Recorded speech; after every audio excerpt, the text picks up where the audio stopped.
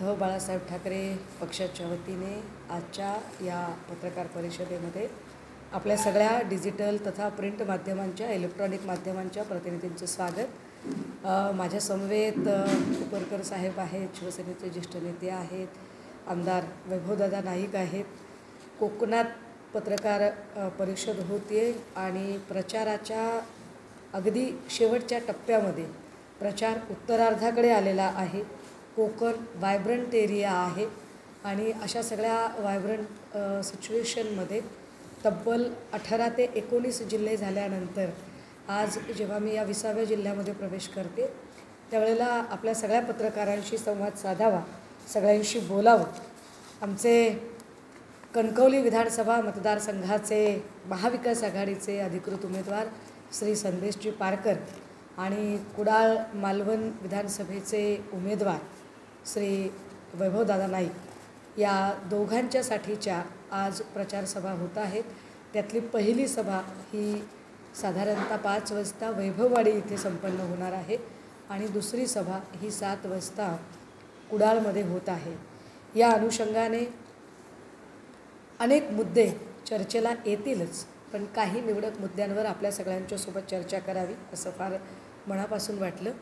ज्या वातावरणामध्ये ही निवडणूक होत आहे आणि हा संपूर्ण मतदारसंघ जर बघितला तर एक लोकसभेचा मतदारसंघ आणि त्याच्या अंतर्गत 3 विधानसभेचे मतदारसंघ, या 3 विधानसभेच्या मतदारसंघामध्ये सावंतवाडी, कुडाळ मालवण आणि कणकवली पैकी 2 मतदारसंघांमध्ये राणेंचे 2 मुलं अर्थात आमचे भाचे निवडणुकीला उभे राहिलेले आहेत आणि त्यामुळे खासदारकीला वडील उभे राहिले, आमदारकीला दोघे मुलं उभे राहिलेली आहेत। कदाचित तिसरा एखादा मुलगा असता तर सावंतवाडीला त्यालाही त्यांनी उभं केलं असतं, म्हणजे कसं एक छान चौकट जमली असती। म्हणजे ते काहीही करू शकतात, पण आत्ता त्यांना विकासाचा ध्यास आहे आणि त्यांना प्रचंड विकास करायचा आहे। परंतु मला अजूनही कळलेलं नाही की नारायण राणेजींना असं कोणतं पद मिळालं नाही म्हणून त्यांना विकास करता आलेला नाही आहे।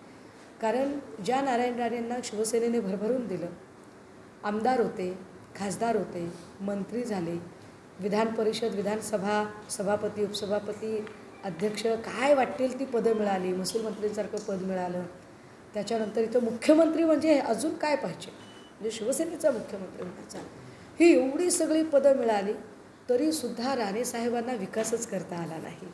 आत्ताही ते म्हणत आहेत की मला विकासासाठी मत हवं आहे आणि तुम्ही माझ्या मुलांना निवडून द्या आणि मग मी तुम्हाला विकास करून देईन। मग इतके दिवस का बरं विकास झाला नाही? आता प्रश्न असा आहे की जो माणूस मुख्यमंत्री असताना विकास करू शकला नाही, मंत्रिपदावर असताना विकास करू शकला नाही, आता असं कोणतं पद आहे? कदाचित मग आपण त्यांना म्हणजे चुकलं असेल कदाचित की ट्रम्प तात्यांच्या ऐवजी नारायण राणेंनाच उमेदवारी द्यायला हवी होती, म्हणजे अमेरिकेचा राष्ट्राध्यक्षासारखं पद मिळालं की कदाचित ते इकडचा कोकणचा विकास करू शकतील, पण अजूनही तो विकास होत नाही। आम्ही ही निवडणूक लढतोय ती विकासाच्या मुद्द्यावर तर आहेच, पण सगळ्यात महत्त्वाचं इथली जी गुंडागर्दी आहे, इथली जी दडपशाही आहे, जो दहशत आहे, त्या दडपशाही आणि दहशतीच्या विरोधात उभं राहणं हे आम्हाला प्रधान कर्तव्य वाटतं। कारण जेव्हा काही लोक असं विचारत आहेत की शिवसेनेने जे उमेदवार दिले ते उमेदवार थोडे राणेंच्या तुलनेमध्ये पैशानं जरा कमी पडतील का? मला असं वाटतं की ही लढाई धनशक्ती विरुद्ध जनशक्तीची लढाई आहे। कणकवलीचा विचार केला तर संदेश पारकर गेली 20-25 वर्ष चळवळ, आंदोलनं, संप, मोर्चे या माध्यमातून कायम लोकांच्यासोबत कनेक्टेड आहेत आणि लोकांमधून त्यांना जो सपोर्ट आहे तो सपोर्ट अतिशय वाखाणण्याजोगा आहे। निश्चितपणे ते या सगळ्या लढाईमध्ये या सगळ्या घराणेशाहीच्या विरोधात उभे राहतील आणि ठामपणे बोलतील। दुसरे जे उमेदवार तिकडे उभे राहिलेले आहेत जे आमच्या वैभवदादांच्या विरोधात आहेत कुडाळ मालवणमध्ये, म्हणजे यांच्याबद्दल ते जेवढं बोलतील तेवढे ते महाविकास आघाडीचे स्टार प्रचारक म्हणून काम करतील।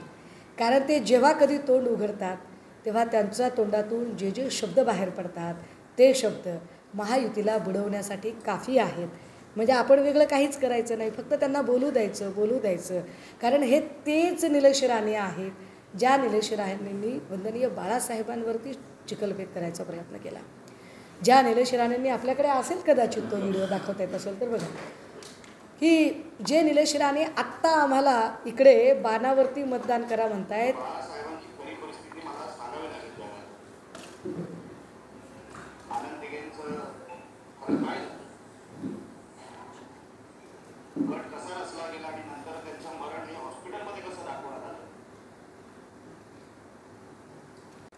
ज्या एकनाथ शिंदेंनी धर्मवीर 2, 1, 3, 4, 5 पैसे चिकार आहेत ना, खोक्यांनी पैसे आहेत, ज्या एकनाथ शिंदेंनी एवढे सगळे चित्रपट बनवले, माझी विनंती असेल एकनाथ शिंदेंना, त्यांनी आता धर्मवीर 3 काढावा आणि धर्मवीर 3 काढून त्याच्यामध्ये निलेश राणेंची ही सगळी मुक्ताफळं एकदा दाखवावी. ज्या वंदनीय बाळासाहेबांचा फोटो लावून स्वतःचं मार्केटिंग करून घ्यायचा प्रयत्न एकनाथ शिंदे करतात, त्या एकनाथ शिंदेंना निलेश राणेंची ही भाषा मान्य आहे का? जे निलेश राणे वंदनीय बाळासाहेबांवर अक्षरशः खुनाचे आरोप करत आहेत, त्यांना खुनी मारेकरी ठरवण्याचा प्रयत्न करत आहेत, ते निलेश राणे एकनाथ शिंदेंना मान्य आहेत का? हे एकनाथ शिंदेंनी स्पष्टपणे सांगितलं पाहिजे. मला वाटतं उद्या परवा एकनाथ शिंदे येणार आहेत आणि उद्या परवा एकनाथ शिंदे आल्यानंतर शिवसेनेच्या वतीने, शिवसेना उद्धव बाळासाहेब ठाकरे पक्षाच्या वतीने ही आमची मागणी असेल, हा आमचा सवाल आहे त्यांना, की त्यांनी कोकणात आल्यावर प्रचार सभेमध्ये, निलेश राणेंच्या प्रचार सभेमध्ये जाहीरपणे याच्या संबंधाने खुलासा करणं गरजेचं आहे, की ज्या निलेश राणेंनी म्हटलं की मला बाळासाहेब महत्त्वाचे नाहीत, मला माझे साहेब महत्त्वाचे आहेत. बाळासाहेबांनी सोनू निगमला मारण्याचा प्रयत्न केला, बाळासाहेबांनी आनंद दिघेला मारण्याचा प्रयत्न केला, बाळासाहेबांनी 2 शिवसैनिकांना मारायची सुपारी दिली. इतके धादांत, खोटे, वाह्यात, घाणेरडे, चिखलफेक करणारे आरोप ज्या निलेश राणेने लावले, त्या निलेश राणेच्यासाठी एकनाथ शिंदे येणार आहेत का? बरं, एकनाथ शिंदे मत कशावर मागणार? बाणावर. 2014-15ला ज्याच्या संबंधाने बोलताना नारायण राणेंनीच म्हटलं की मी औषधाला सुद्धा तो बाण ठेवणार नाही. म्हणजे एकनाथ शिंदेंनी अक्षरशः एवढी गद्दारी केली, एवढी स्वतःची निंदा नालस्ती सहन केली, एवढे खोक्यावारी पैसे वाटले, एवढी सगळी वाया सुरत गुवाहाटी सगळी एवढी सैर केली आणि ते चिन्ह चोरलं. ते चिन्ह संपवण्याचा नारायण राणे आणि पिता पुत्र हे दोघे घाट घालतात, त्यांच्यासाठी त्याच चिन्हावर मत मागायला खरंच एकनाथ शिंदेंना तोंड आहे का? कुठल्या तोंडाने एकनाथ शिंदे याच्या संबंधाने मत मागणार आहेत? हे एकदा एकनाथ शिंदेंनी काय ते स्पष्ट करणं गरजेचं आहे. काय तुम्हाला निलेश राणेंचं म्हणणं खरं वाटतं का? जर एकनाथ शिंदेंना निलेश राणेंचं म्हणणं पटत असेल, ज्या अर्थी तुम्ही निलेश राणेंना उमेदवारी दिली त्या अर्थी तुम्हाला निलेश राणेंची भूमिका मान्य आहे, म्हणजेच तुमचं वंदनीय बाळासाहेबांवरचं प्रेम प्रचंड बेगडी आहे, म्हणजेच तुम्ही वंदनीय बाळासाहेबांना अजिबात मानत नाही. वंदनीय बाळासाहेब हा तुमच्यासाठी फक्त भांडवल करण्याचा विषय आहे, याच्या पलीकडे नाही. आणि जर वंदनीय बाळासाहेबांच्याबद्दल खरोखरच एकनाथ शिंदे साहेबांच्या मनात आदर असेल तर त्यांनी इथे येऊन जाहीरपणे सांगितलं पाहिजे की कुणीही निलेश राणेच्या पाठीशी उभं राहता कामा नये, इथला एकही शिवसैनिक निलेश राणेसाठी काम करणार नाही. नेमकी काय भूमिका आहे बाप दाखवण्याचं श्राद्ध कर, ती भूमिका एकनाथ शिंदेंनी इथे आल्यावर स्पष्ट करावी, ही आमची मागणी असेल. या पत्रकार परिषदेच्या माध्यमातून, या पत्रकार परिषदेतून आम्ही इथली दडपशाही, गुंडशाही आणि इथलं जे एकूण गुन्हेगारीचं राजकारण आहे त्या गुन्हेगारीच्या राजकारणाच्या संबंधाने सुद्धा मांडणी करण्याचा प्रयत्न करतोय. आणि त्याच वेळेला एकनाथ शिंदे जर प्रचार सभेला येणारच असतील तर छत्रपती शिवरायांचा जो पुतळा पडला, छत्रपती शिवराय आमच्यासाठी आमचा ध्यास आहे, आमचा श्वास आहे, आमच्या धमन्यांमधून वाहणाऱ्या रक्ताचा प्रत्येक थेंब, त्यातला ऊर्जेचा स्रोत म्हणजे छत्रपती शिवराय आहे. आमच्या आराध्याचा अशा पद्धतीने अवमान होतो त्यावेळेला तिथे आमचे निष्ठावंत शिलेदार वैभव नाईकजी जातात, एक आंदोलन उभे करतात आणि त्यावेळेला जी अत्यंत गुंडागर्दीची भाषा करणारे निलेश राणे, नितीन राणे किंवा त्यांचे वडील नारायण राणे, सगळे म्हणजे सगळे लघु सूक्ष्म मध्य सगळे एकाच सारखे आहेत. हे ह्या सगळ्यांचं नेमकं धोरण काय होतं ते धोरण त्यांनी सांगितलं पाहिजे. काय नारायण राणेंची जी कामाची पद्धत आहे ती एकनाथ शिंदेला मान्य आहे का? कारण जगाच्या पाठीवर कदाचित एकमेव असं उदाहरण घडलं असेल की बाप एका वेगळ्या पक्षात आहे, पोरगं वेगळ्याच पक्षात आहे आणि एका वेगळ्या पक्षात आपलं पोरगं प्रवेश करत असताना भाजपमध्ये असणारे आपले वडील भाजपमधून दुसऱ्या पक्षात जाणारे आपल्या पोराला आशीर्वाद देण्यासाठी भाजपच्या मंचावर बसतात. हे काय आहे म्हणजे? आणि पत्रकारांनी प्रश्न विचारल्यावर मग राग काय यावा की खरंच तुम्ही कपडे बदलल्यासारखे तुम्ही पक्ष बदलणारी माणसं आणि अशी कपडे बदलल्यासारखी जर पक्ष बदलणारे आहेत तर यांच्याकडून कणकवलीची जनता, कुडाळ मालवणची जनता काय शिकणार आहे? या जनतेला हे काय देऊ शकणार आहेत? कारण आत्तापर्यंत इतक्या वेळा निवडून येऊनही ज्या लोकांनी या कोकणचा विकास केला नाही आणि कोकण कायम आणि कायम लुटून खाण्याचा प्रयत्न केला, विशेष यांना पाडण्यासाठी स्वतः भाजपही प्रयत्नशील आहे. ज्या पद्धतीने देवेंद्र फडणवीस यांची ऑडिओ क्लिप इकडे व्हायरल झाली आणि ती ऑडिओ क्लिप व्हायरल होताना त्यातले जे स्पष्ट अन्वयार्थ निघतात त्या स्पष्ट अन्वयार्थामध्ये अगदी राणेंचा सुद्धा गेम केला पाहिजे हा अर्थध्वनित होतो. या सगळ्यांवर सुद्धा एकनाथ शिंदेंची महायुतीतला घटक म्हणून काय भूमिका असेल ऐकायला आवडेल आम्हाला. तुर्तास आम्ही ही निवडणूक ही कोकणाचा जो ठप्प झालेला विकास आहे त्या मुद्द्यावर तर लढतच आहोत आणि आम्हाला विश्वास आहे की कोकणामध्ये वैभव नाईकांची जागा असेल, संदेश पारकर असतील, राजन तेली असतील, राजन साळवी असतील किंवा अगदी गुहागर आणि वरचा भाग जर बघितला दापोलीचा तर इथे भास्कर जाधव आणि संजय कदम असतील. या सगळ्याच्या सगळ्या जागा कोकण एक हाती निवडून आणेल हा आम्हाला विश्वास आहे. कारण ही निवडणूक या निवडणुकीतलं जे एकूण आम्ही जे आत्ता जे वातावरण बघतोय ते खुद्दारी विरुद्ध गद्दारी असं वातावरण आहे आणि निश्चितपणे कोकणातला खुद्दार शिवसैनिक हा गद्दारांना पाणी पाजल्याशिवाय राहणार नाही याची आम्हाला खात्री आहे. ज्या ज्या ठिकाणी सभा होतात कोकणामध्ये ते माझ्यासाठी लकी ठरतात, मात्र तिथल्या उमेदवाराला चपट्या पायाचे उद्धव ठाकरे इथे येऊन त्यांचा घात करतात असं नितेश राणे म्हणाले. नितेश राणे बिचाराचं तोंड उघडलं की गटाराचं झाकण उघडल्यासारखं होतं, त्यामुळे त्यांचा काही प्रॉब्लेम नाही आहे. त्यांनी अजून जास्त बोललं पाहिजे, त्यांच्या बोलण्याला माझ्या शुभेच्छा आहेत. परंतु सन्मान्य पक्षप्रमुख उद्धव साहेबच होते की आणि त्यांचे वडीलच होते की ज्याच्यामुळे याच नितेश राणेचे वडील मुख्यमंत्री पदापर्यंत पोचू शकले. त्यामुळे आपल्या बापाची हैसियत कुणी बनवली, आपली हैसियत कुणी बनवली याचं भान आधी नितेश राणेंनी बाळगावं आणि मग मुक्ताफळं उधळावं.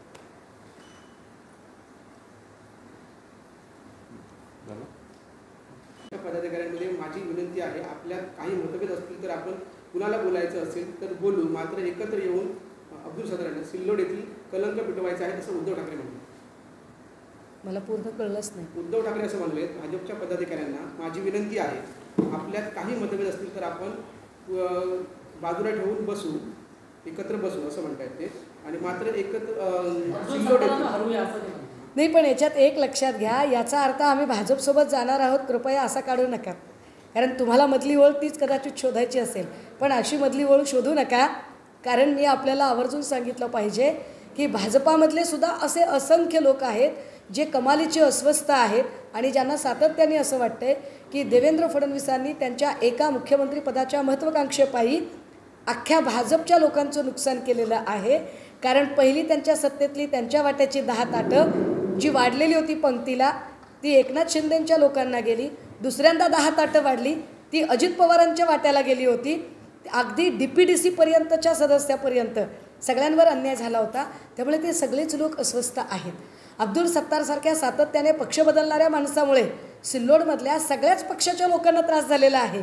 त्या ज्या सगळ्या पक्षांचे त्रस्त झालेले लोक आहेत त्यांनी एकवटावं एवढाच त्याचा अर्थ आहे. आपण पत्रकार परिषदेत आता निलेश राणेंची क्लिप दाखवली, त्या पद्धतीत आपला सभा ठरली ज्यावेळी कणकवली आणि कुडाळ मतदारसंघात, त्यामध्ये आपण देखील जे बाळासाहेबांवर वक्तव्य केलं त्याच्या क्लिप व्हायरल होत्या. वंदनीय बाळासाहेबांच्या संबंधाने मी कधीही कुठलाही शब्द बोललेली नाही.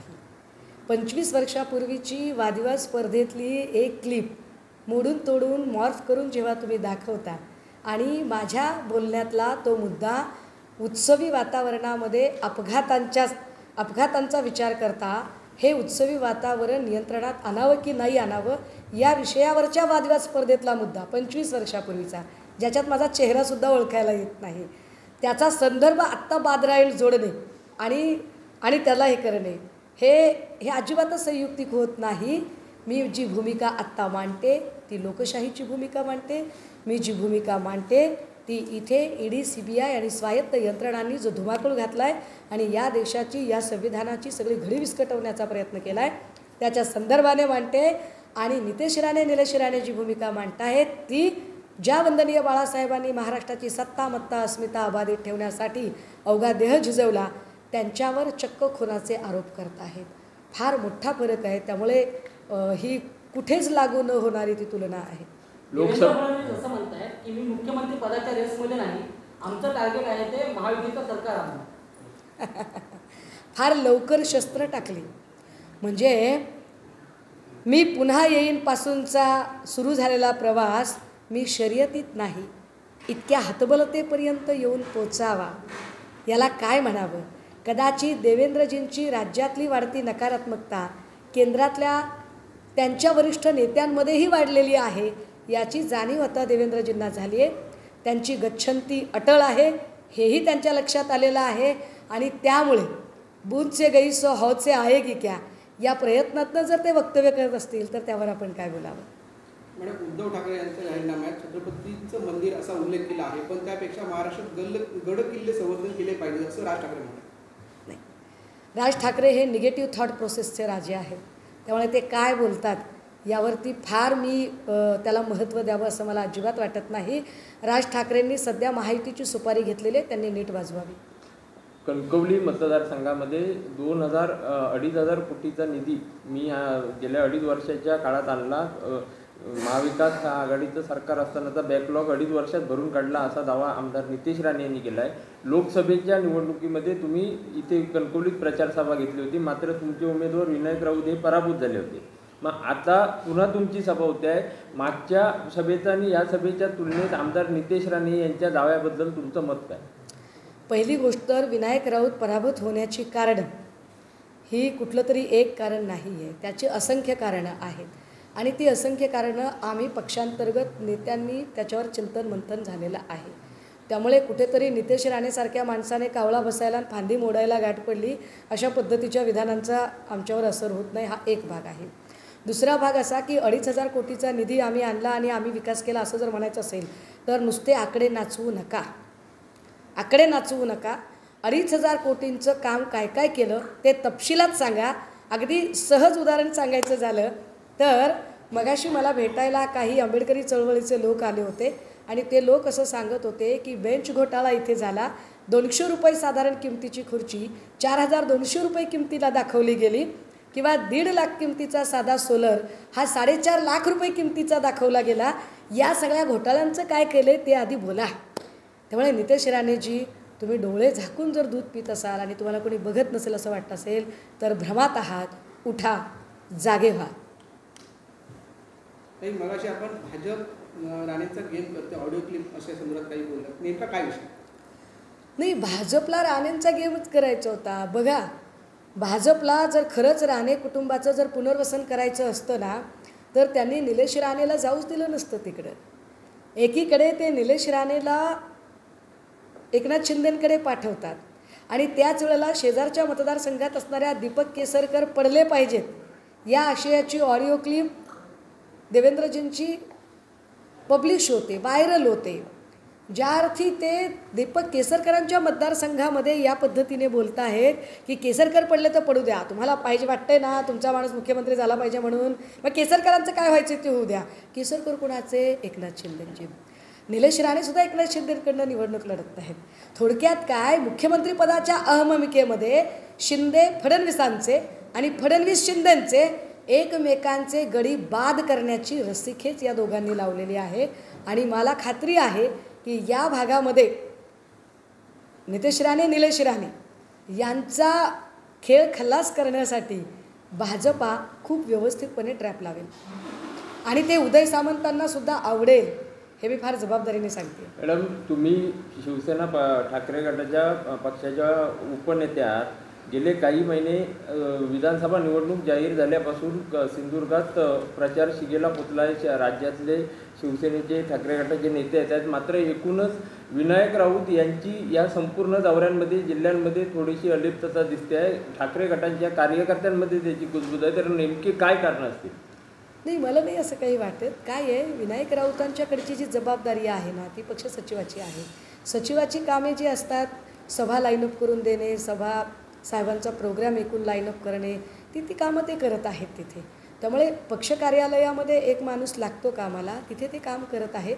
याचा अर्थ कोकणामध्ये काय, आणि मला त्याहीपेक्षा महत्त्वाचं काय वाटतं माहिती आहे का, की विनायक राऊत साहेब जरी इथे नसले तरीसुद्धा इथे वैभव नाईक आहेत आणि वैभव नाईक कोकण फार चांगलं हँडल करू शकतात. वैभव नाईकांच्यासोबत ज्या पद्धतीने इथे राजन साळवींची किंवा संदेश पारकरजींची जी साथ आत्ता इथे वैभव नाईक यांना आहे, त्याच्यामध्ये कमतरता भासायचं काही कारणच नाही. हे तिन्ही आमचे उमेदवार जे आहेत ते इतके ताकदवर आहेत, लोकांशी कनेक्टेड आहेत, की ते निश्चितपणे या निवडणुकीमध्ये स्वयंभू अगदी निवडून येऊ शकतात. मेट्रो 3 लाईनवरील मेट्रो स्टेशनला आग लागली आहे. मेट्रो 3 वांद्रे स्थानकातील प्रवासी सेवा तात्पुरती बंद करण्यात आलेली आहे. आग लागण्याचे कारण अस्पष्ट आहे. नेमकं काय सांगणार? नाही, खूप घाईघाईने उद्घाटन करण्याचा जो सोस आहे ना भाजपला, की श्रेयवादाचं राजकारण करायचं, निवडणुका इनकॅश करण्यासाठी घाईघाईने उद्घाटनं करायची. समृद्धी महामार्ग ही सदोष असताना अशाच पद्धतीने उद्घाटनं केली आणि त्याच्यावरच्या अपघातामध्ये शेकडो जीव गेले. तीच परिस्थिती सध्या या मेट्रोची आहे, की मेट्रोसुद्धा इतक्या घाईघाईने त्याचं उद्घाटन केलं की त्याच्या तपासण्या करणं, त्याच्या टेस्ट करणं, टेस्ट ड्राईव्ह घेणं, या सगळ्या गोष्टी राहून गेल्या. त्यामुळे आत्ता जी आगीची जी घटना घडते, एका अर्थाने श्रेयवादाच्या राजकारणात लोकांच्या जीवाशी खेळण्याचा प्रयत्न केला जातो.